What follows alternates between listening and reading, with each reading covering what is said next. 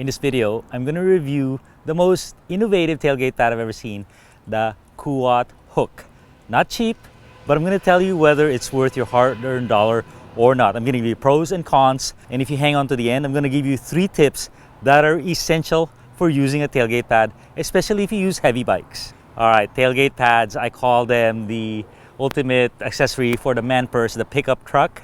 And they are really good, especially if you're carrying a lot of bikes, a lot of heavy bikes. I've carried 5 55-pound bikes on this thing, you know, with no regard for speed bumps and whatnot, and it's dead stable.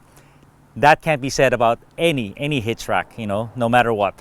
You're always concerned about your hitch and whatnot. But let's talk about the Kuat tailgate pad.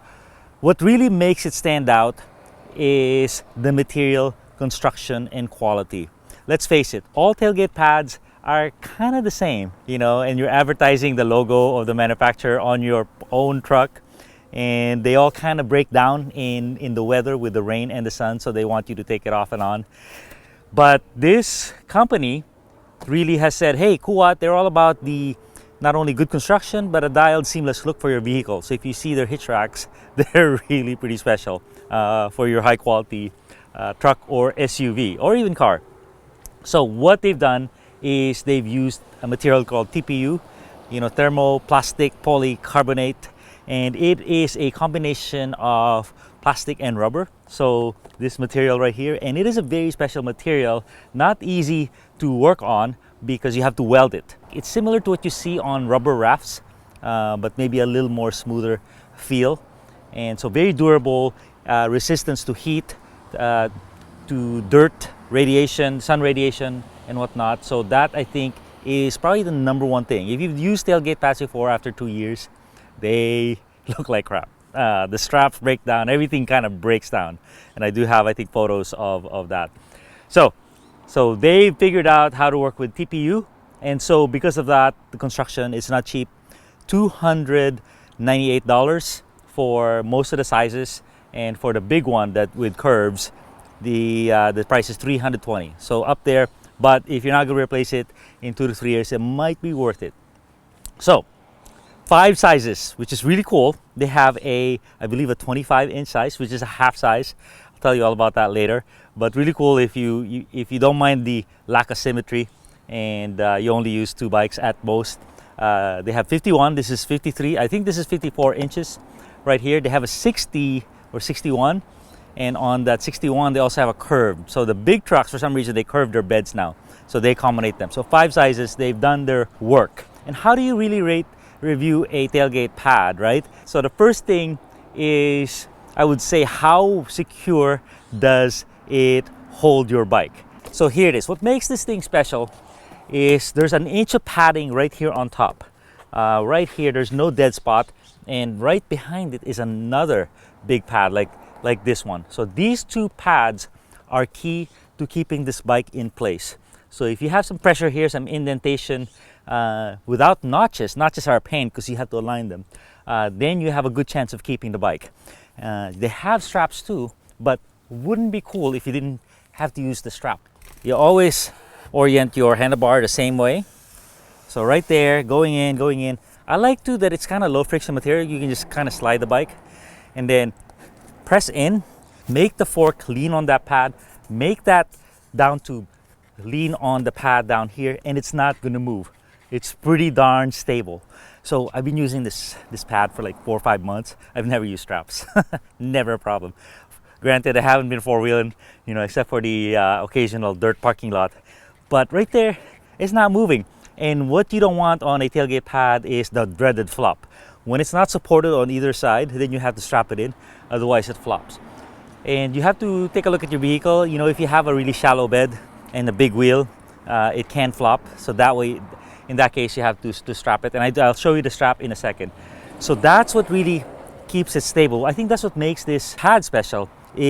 But by its design, it supports it like this on both sides. So it sits really well. And a lot of padding right on top. It has these straps right here. Looks like it has a high plastic content, really cool. So very easy to use and very secure. Everything's welded. It's big bike compatible and e-bike compatible.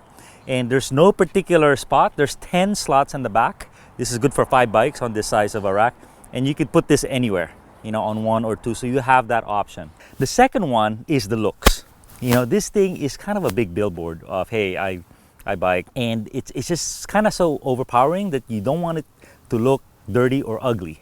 You know, especially if you care about the appearance of your vehicle. So this one is just head and shoulders above the rest because of the TPU material. It looks clean, it remains clean, it's easy to clean, and you know, I've been using it for a few months and it's still pretty dialed, and I've cleaned it maybe once or twice. And you want it to not have all these folds and creases and whatnot. It just looks untidy. And one of the keys to doing that is they have 4 straps at the bottom here. 3, sometimes people try to get away with 3, and it kind of folds over. It kind of has a little crease here. So 4 is good. And the fact that they have 5 sizes means you're going to be able to find the right fit for your vehicle. The next area of review, I would say, is how well does it protect your vehicle. Okay, and how I'm going to do that, I'm going to show you its material. I can just lean this over. So this whole thing has this nice material over here.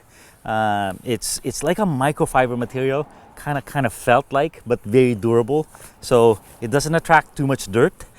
Dirt is the enemy, because once it sticks to here, it'll just start scratching your paint as long as you use it. And it has to be soft materials like this. So the only thing that touches the car are soft materials like this. So very good in terms of paint protection. Okay, the next detail is installation. You know, how easy it is to put on and put off. For me, I'm probably never going to take it off. But they say, you know, every few months, take it off, clean it and whatnot. And their real trick here is they used a hook here, so you just feed it from the back side, and then with a long length, and then hook it. So instead of you trying to feed it from here into there and, you know, crushing your fingers and whatnot, have your buddy hold the tailgate, you just feed it from there while it's open. Really easy. And then this one is interesting. It's always a problem. You know, you want to access your hatch. And sometimes a lot of modern cars, they have a camera right here. So this is kind of a hatch door or a camera door. And there's different ways of implementing this. It's never easy. And what they do is they want you to roll this up like this. So as tight as you can, right there. So it's a little high, you know, it's a little funky, but they all kind of do. Race Face does a little better job with a little door like that, but then it blocks the camera. So that's that. So, you know, as far as conveniences, straps and whatnot, really cool. Minimalist, but works. Bottom line, $298, let's call it $300. $300 for this is not cheap. So I think that's probably why you're watching this video. You're like, is it worth it? And I think it is. I really think it is, because, you know, if you like the One-Up USA rack, you know, the Kuat racks and the, you know, the dialed solutions for your vehicle, and you're in this for the long term, this is pretty good. I mean, there's nothing like it that exists. I've been through 3 of these tailgate pads, and after a year, they look so decrepit, you know. And some people use a mat or a cardboard box or whatnot. So this is a dialed solution. I think it's definitely worth it. What are the downsides? You know, I think the big downside is this. You know, when you have to roll this up, this is not the cleanest solution. It kind of sticks up right here. So that's the main downside I can think of. Initially, I was kind of worried. This is the 54 on a Tacoma, and it kind of loops down on the bottom. Initially, when I had it a little higher, it would slide down like this, and it would leave an empty spot right here. But user error, you know, I just didn't read the manual enough. But something for you, I mentioned it because some of you guys might fall into the same trap. Tacoma's pretty common, and the right size really has to almost overlap at the bottom for it to stay in place. So the cool thing is, the biggest knock I had, it just went away once I installed it properly. The highest rating I can give it. It's gonna stay in my car, even if I test other tailgate pads. All right, so since you hung on to the end, I'm gonna give you a few tips on how to live with a tailgate pad, especially if you have a heavy bike like an e-bike, because they are kind of heavy. And I'll show you what's going on. So the first is, let's say, how to remove this. When you remove it, you lift it up, rest the bottom bracket on the bike, and then kind of get it down. You can use the front brake to help you ease it down, because believe believe it or not, getting it out is harder for me than getting the bike in. Now getting the bike in, I have a good technique. I'm not very strong. Look at these spindly arms, and this is a 50-pound bike. And what I'm going to show you is you have to exercise proper form and lock your arms out. So you hold it on the, what do you call it, the seat stay and the fork, and then kind of bend your knees, and then wham, like that. So kind of get your arms up, and that's your strong position, and then boom, you are in. And my last piece of advice is, I've had occasion where I have had 4 or 5 heavy bikes, enduro bikes, 4 e-bikes in here, and there's an easier way to get your bikes out. Yeah, are you ready for it? So what you do is you open your tailgate. So with a good rack, especially a Kuat where it's kind of slippery, this works pretty good. Open it and let it down gently, and just make sure the bikes are not scratching each other in this motion. And then boom. I was kind of shocked initially when this happened. I go, oh, they kind of stay in place, huh? So here, and here's the key, is you can't just slide it out, yank it out. It's kind of wedged in place still. So you turn the bar, and then you get it on the rear wheel, and now you can move the bike. You get it past the pedal and the bottom bracket, and use your front brake to roll this thing down. And then boom. So much easier to unload, 50-pound bikes. So I'm gonna put it back on. And I think one of the things that made it possible is because this slipper material here doesn't have a lot of straps and cables and whatnot. So it really works for me. If you have other tips with racks and tailgate pads, please leave it in the comments, because pretty pumped. All right, here you go. Watch this.